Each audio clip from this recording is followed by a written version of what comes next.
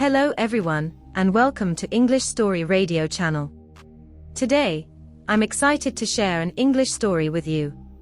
If you enjoy this story and want to see more like it, please don't forget to hit the subscribe button and turn on notifications.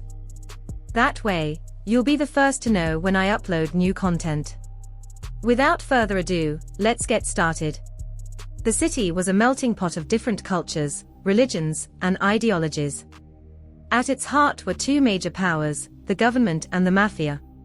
The government was thought to be the only one in control, but in reality, the mafia had just as much power. The two groups were constantly at odds, each trying to outsmart the other. The government had the law on their side, but the mafia had something even more valuable, information. The mafia's leader, a man known only as the Don, had always been one step ahead of the government. He had an intricate web of spies and informants all over the city, gathering information that he used to his advantage. His latest scheme involved the government's intelligence agency, which was in dire need of funding. The Don saw an opportunity and struck a deal with the intelligence agency. In exchange for a hefty sum of money, the mafia would provide valuable intelligence that would help the agency achieve its goals. The deal was done in secret, and only a few high-ranking members of the government were aware of it. The Don was pleased with the arrangement. He had just secured a new source of income for his organization, and had gained even more power over the government. But his right-hand man, Tony, was not so sure about the deal. He had always been loyal to the Don, but he didn't like the idea of the mafia working with the government. As time went on, Tony's suspicions grew. He started to investigate the intelligence agency, and soon discovered that they were not who they seemed to be. They were actually a secret organization within the government, with its own agenda and its own methods of achieving their goals. Tony realized that the mafia had unknowingly become a pawn in their game. Determined to put a stop to the partnership between the mafia and the intelligence agency, Tony approached the Don with his findings. At first, the Don didn't believe him. He had trusted the intelligence agency, and he didn't want to believe that they had deceived him. But as Tony presented more evidence, the Don started to see the truth.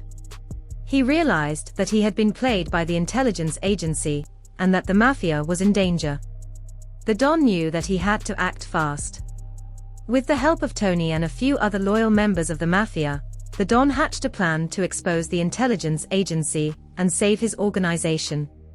They gathered all the information they had on the agency's illegal activities and released it to the media. The government was shocked by the revelation. The intelligence agency was disbanded, and many of its members were arrested. The Don and his men were hailed as heroes for exposing the corruption within the government. As for the mafia, they were no longer seen as criminals. They were seen as a group of people who had unwittingly helped to bring down a corrupt government organization. The Don and his men were praised for their bravery and were welcomed back into society. But things weren't as simple as they seemed. The Don knew that the mafia couldn't just go back to their old ways.